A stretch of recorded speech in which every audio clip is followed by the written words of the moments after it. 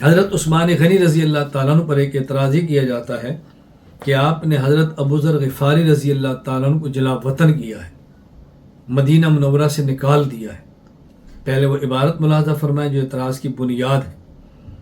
مورخ ابو الحسن عز الدین علی بن محمد بن عبد الکریم الشیبانی رحمہ اللہ المعروف ابن الاسید الجزری رحمہ اللہ وفات 630 ہجری الکامل فی التاریخ میں ایک روایت نقل کرتے ہیں۔ وہ کیا ہے؟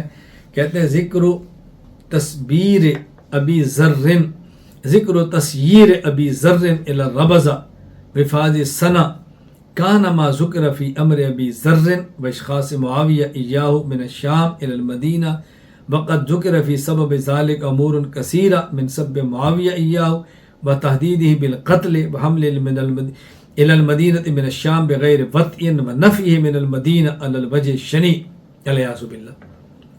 حضرت ابو ذر رضی اللہ تعالیٰ عنہ کو شام سے مدینہ منورہ حضرت میر معاویہ نے بھیجا، العیاذ باللہ قتل کی دھمکی دی، العیاذ باللہ گالی گلوچ کیا، العیاذ باللہ، اور بغیر ساز و سامان کے بھیجا، اور مدینہ منورہ سے مقام ربضہ حضرت عثمان غنی رضی اللہ بہت برے طریقے سے ان کو نکال کر بھیجا، العیاذ باللہ۔ یہ ہے روایت جس کی بنیاد پر اعتراضات کیے جا رہے ہیں۔ ذرا توجہ فرمائیں، یہ نہایت بددیانتی ہے، نہایت بددیانتی ہے۔ اس لیے ابن اسیر جزری رحمۃ اللہ علیہ نے اس واقعہ کو نقل کر کے آگے تردید کی ہے کہ یہ واقعہ درست نہیں ہے، یہ صحیح طریقے پر نقل نہیں کیا جاتا، یہ جھوٹ بولا گیا ہے۔ چنانچہ ابن اسیر جزری فرماتے ہیں لا یصح النقل بہ، یہ واقعہ صحیح نقل نہیں ہوا۔ صحیح واقعہ کیا ہے میں آگے انشاءاللہ آپ کی خدمت میں اس کو پیش کرتا ہوں۔ توجہ سے بات سماعت فرمائیں۔ دوسری بات، یہ واقعہ ان واقعات کے ساتھ جو آپ کو سنایا گیا ہے یہ کہیں ثابت ہی نہیں ہے۔ ابن سیر فرماتے اس کو نقل کرنا درست ہی نہیں ہے، یہ ثابت ہی نہیں ہے۔ میں چند ایک عبارات آپ کی خدمت میں پیش کرتا ہوں۔ امام ابو عبداللہ محمد بن اسماعیل بخاری رحمہ اللہ وفات 256 ہجری تاریخ الکبیر البخاری میں لکھتے ہیں قلت للحسن یا ابا سعید عثمان اخرج ابا ذر قال معاذ اللہ۔ حضرت غالب قطان کہتے ہیں میں نے حضرت حسن بصری سے پوچھا کہ کیا حضرت عثمان نے ابو ذر کو مدینہ سے نکالا تھا؟ فرمایا معاذ اللہ، خدا پناہ، کیسی بات کرتے ہو۔ نمبر 2، امام ابو جعفر محمد بن جریر طبری رحمہ اللہ وفات 310 ہجری تاریخ طبری میں لکھتے ہیں اما الاخرون فإنهم رووا في سبب ذلك اشیاء کثیرہ وامورا شنیہ کرہت ذکرہ، بہت سے لوگوں نے اس میں من گھڑت باتیں ذکر کی ہیں اور اس کے اندر غلیظ باتیں ہیں کہ اس کو ذکر کرنے کو میرا دل نہیں کرتا۔ نمبر 3، محمد بن یحییٰ بن محمد ابو بکر وفات 741 ہجری رحمہ اللہ تعالی، یہ ذکر فرماتے کتاب التمہید والبیان فی مقتل الشہید کے اندر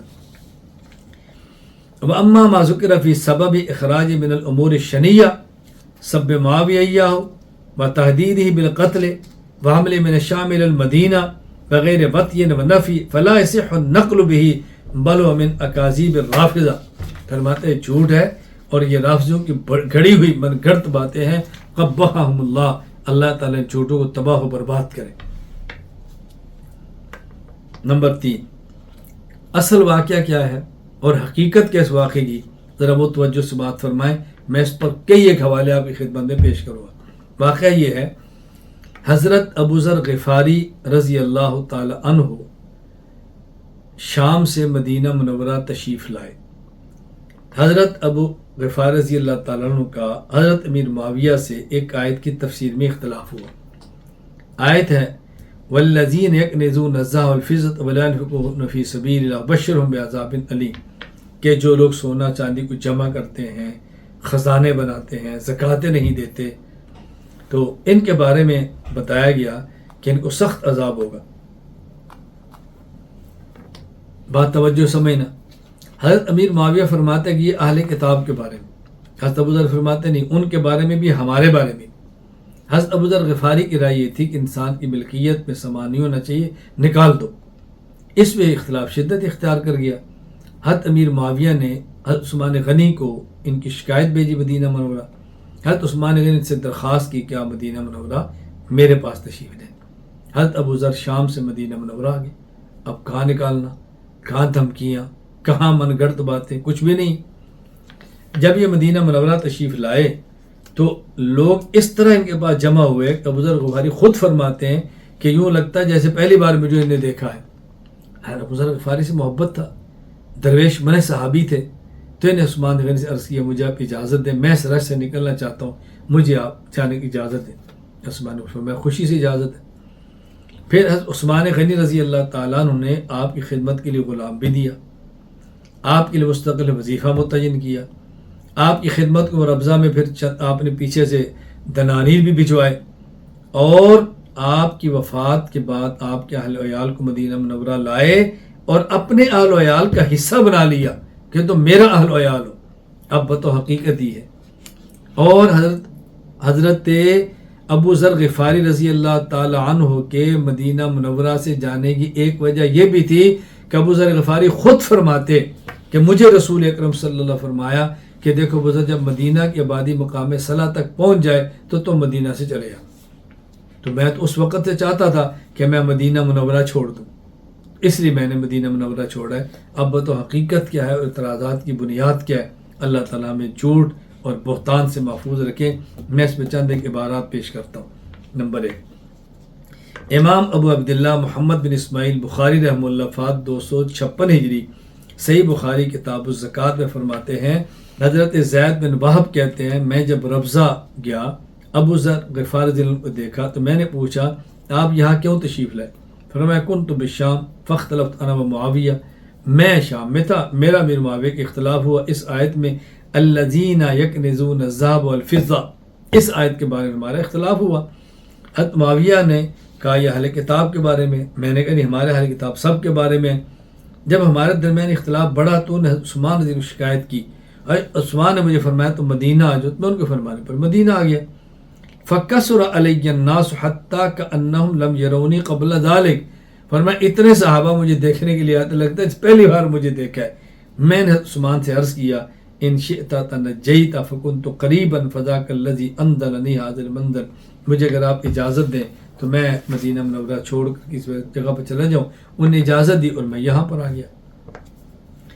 اچھا نمبر 2، ابو الحسن عز الدین علی بن محمد ابن اسید جزی رحمہ اللہ الکامل فی التاریخ میں لکھتے ہیں وفات 630 ہجری، فرماتے ہیں فقال ابو ذر عثمان تأذن لی فی الخروج من المدینہ، مجھے آپ مدینہ منورہ سے جانے کی اجازت دیں۔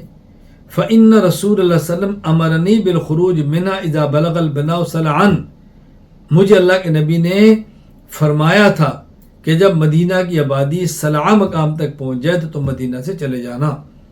فأذن، آپ نے اجازت دی۔ فنزل ربضہ، ربضہ میں ٹھہرے، وہاں مسجد تعمیر کی۔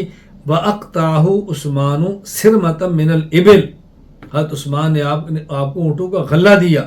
وآتاہ مملوکین وأجر علیہ کل یوم عطا، اور آپ نے پھر ان کے لیے ان کو 2 غلام بھی ساتھ دیے اور ان کے لیے آپ نے یومیہ بیت المال سے وظیفہ جاری فرمایا کہ ان کی ضرورتیں پوری کی جائیں۔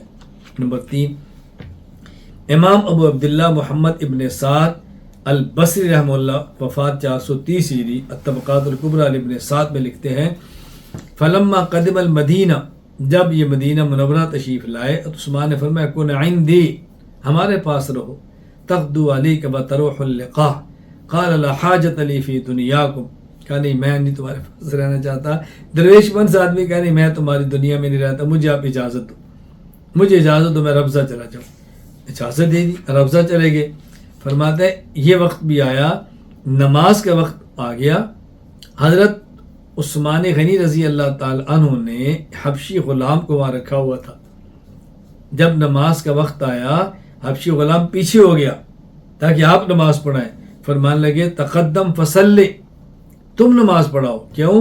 اس لیے فقط امرت ان اسمع و اطیع، مجھے حکم دیا گیا ہے کہ میں بات سنوں و اطیع اور بات مانوں، ولو لعبد حبشی، اگرچہ حبشی غلام کیوں نہ ہو، فانت عبد حبشی، اور تم حبشی غلام ہی ہو، لہٰذا میں نماز نہیں پڑھاؤں گا، نماز تم پڑھاؤ، تمہیں میرے اوپر مقرر کیا گیا ہے تو نماز تم نے پڑھانی ہے۔ سبحان اللہ۔ نمبر 4، ابو عمر محمد بن عمر بن عبدالعزیز وفات 350 ہجری، یہ لکھتے ہیں کہ عن ابی بصیر سمعت ابا عبداللہ یقول ارسل عثمان الی ابی ذر، کہ ابو بصیر کہتے ہیں میں نے ابو عبداللہ سے سنا حضرت عثمان نے ابو ذر کے پاس 2 غلام بھیجے، وما ہما 100 دینار، اور ان کے ساتھ 200 دینار بھی تھے، 200 دینار بھیجے 2 غلام۔ حضرت فرمانے لگے کہ جاؤ واپس، نہ یہ ابو ذر کے پاس لے کر جاؤ، تو حضرت اور میرا ان کو سلام بھی دو اور کوئی یہ 200 دینار آپ کی خدمت میں، آپ اپنی ضروریات کے اس کو استعمال کرو۔ ابو ذر فرمانے لگے کیا صرف مجھے دیا ہے یا ہر مسلمان کو دیا ہے؟ صرف مجھے دیا ہے یا ہر مسلمان کو؟ انہوں نے کہا حضرت یہ آپ کی ضرورت کے لیے ہے۔ انہوں نے کہا اگر تو سب کو دیا تو مجھے بھی دو، ورنہ مجھے اکیلے کیوں دیتے ہو؟ ان کو بتایا گیا، حضرت عثمان فرماتے ہیں ھذا من صلب مالی، یہ میرا ذاتی مال ہے، میں نے بیت المال سے آپ خدمت کو نہیں دیا، اور میں نے آج تک اپنے مال کے اندر ایک پیسہ بھی کبھی حرام کے شامل نہیں ہونے دیا، اور نہ ہی میں نے آپ کو حرام کا مال بھیجا ہے، میں جو بھیجتا ہوں آپ کو حلال کا مال بھجواتا ہوں۔ آپ دیکھیں اس طرح ان کی خدمت کی جا رہی ہے۔ اور ان کی دنیا سے رخصتی کے بعد، دنیا سے جانے کے بعد، عماد الدین ابن کثیر رحمہ اللہ فات 774 ہجری البدایہ و نہایہ میں لکھتے ہیں کہ جب یہ فوت ہو گئے اور اس وقت ان کے صرف ان کی اہلیہ تھی اور ان کی اولاد تھی، حضرت عبداللہ بن مسعود وہاں تشریف لائے ایک جماعت کے ساتھ، تو حضرت ابو ذر نے فرمایا کہ میرے کفن دفن سے فارغ ہو جاؤ تو ان کو گوشت کھلا کر بھیجنا۔ اللہ اکبر۔ لہٰذا ان کے جانے کے بعد ان کے لیے کھانے کا انتظام کیا گیا اور غسل دفن کا کام انہوں نے کیا۔ اس کے بعد قد ارسل عثمان بن عفان الی اہلہ فضمہم ما اہلی، حضرت عثمان غنی نے پیغام بھیجا اور ان کے اہل و عیال کو مدینہ منورہ بلا لیا، پر آپ نے فرمایا کہ تم مدینہ منورہ میرے اہل و عیال کے ساتھ رہو گے۔ آپ ذرا اندازہ فرمائیں کس قدر محبت کے اظہار فرما رہے ہیں، اور یہ رافضی کس طرح عثمان غنی رضی اللہ تعالیٰ عنہ پر اعتراضات کر رہے ہیں۔ اللہ تعالیٰ میں بات سمجھنے کی توفیق عطا فرمائے۔ اللہ مجھے اور آپ کو بات سمجھنے کی توفیق عطا فرمائے۔